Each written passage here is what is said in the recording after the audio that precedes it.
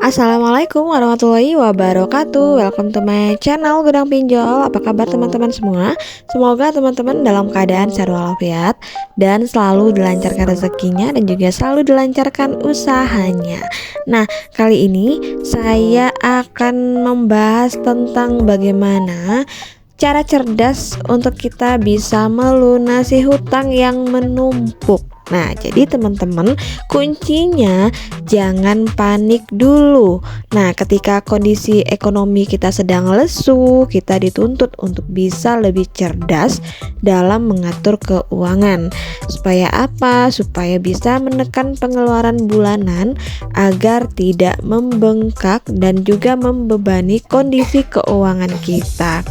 Nah, apalagi jika kita sedang terlilit hutang, ditambah lagi masih banyak pengeluaran yang wajib kita penuhi.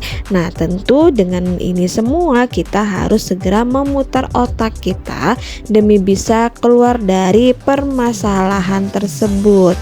Namun, teman-teman, sebelum mengambil keputusan untuk mengajukan pinjaman, tentu teman-teman sudah berpikir lagi kan ya bagaimana cara membayarnya. Jangan sampai kita belum memikirkan cara membayarnya tetapi sudah mengambil keputusan untuk mengambil hutang. Nah, sebenarnya ya jika kita bisa berpikir lebih tenang dan bijak, ternyata ada loh ya solusi cerdas agar kita bisa bebas hutang. Nah, penasaran bagaimana dan seperti apa caranya? Silakan teman-teman simak video saya berikut agar teman-teman tidak gagal paham. Oke, kita langsung aja check it out.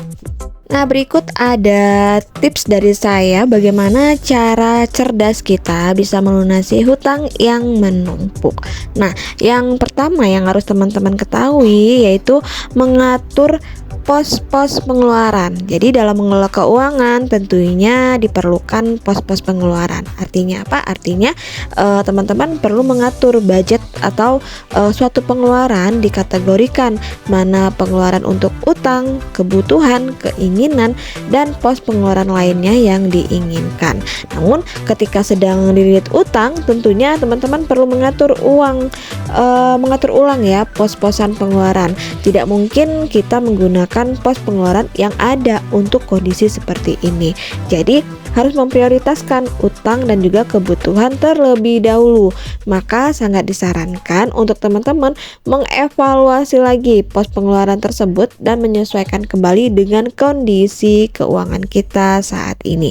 Jadi misalkan jika kita mengubah skema budget pengeluaran ini semua bisa membantu kita keluar dari masalah hutang yang pelik ataupun yang lebih cepat. Jadi jika selama ini ya kita bisa menghabiskan sekitar 50% sampai 70% penghasilan untuk keperluan konsumsi dan sisanya baru melunasi utang, maka ada baiknya untuk menambah proporsi pembayaran utang yang lebih tinggi. Harus ingat, utang itu tidak boleh lebih dari 30% dari pendapatan kita. Nah, yang kedua, kita mengurangi pengeluaran. Jadi berhubungan dengan poin sebelumnya yaitu mengurangi pengeluaran merupakan salah satu cara ya untuk kita membantu pengaturan ulang pos pengeluaran. Nah, caranya dengan melakukan penghematan sekaligus mengurangi konsumsi sehari-hari yang tidak perlu.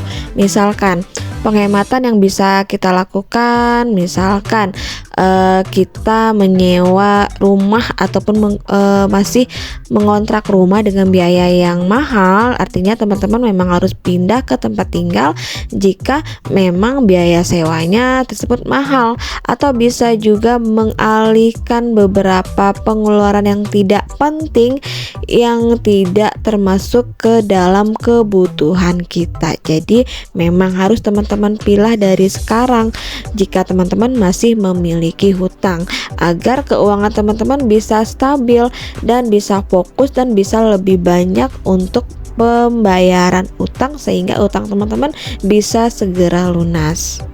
Kemudian yang ketiga, kita melakukan rekapitulasi utang. Jadi solusi terlilit utang yang satu ini adalah dengan menyadari dan mengetahui apa aja utang yang kita miliki.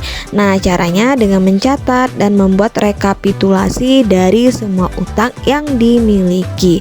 Nah, sebenarnya untuk pencatatan ataupun perekapan utang ini sering sekali kita malas untuk mencatat karena memang terlalu banyakkah atau terlalu pusingkah untuk memikirkannya, tapi itu wajib teman-teman lakukan. Nah, pencatatan ini di dalamnya meliputi sisa utang setiap bulannya, suku bunga yang dikenakan, jangka waktu atau tenor utang, serta prioritas utang yang harus dibayarkan. Jadi, dengan mencatat semua informasi mengenai utang kita, teman-teman bisa dengan mudah mengetahui mana yang harus dibayarkan terlebih dahulu. Nah, selain itu juga teman-teman juga bisa menjadi lebih jelas seberapa banyak sisa utang kita, sehingga kita bisa memikirkan di mana dan bagaimana cara kita membayar setiap pos-posnya. Kemudian yang keempat, gunakan tabungan. Jadi untuk agar hutang kita tidak terlalu berat, teman-teman bisa gunakan untuk tabungan kita. Sebab jika kita sudah mencukupi ataupun sudah menabung cukup lama untuk hal-hal yang diinginkan, tapi tidak bisa terpakai karena harus melunasi utang.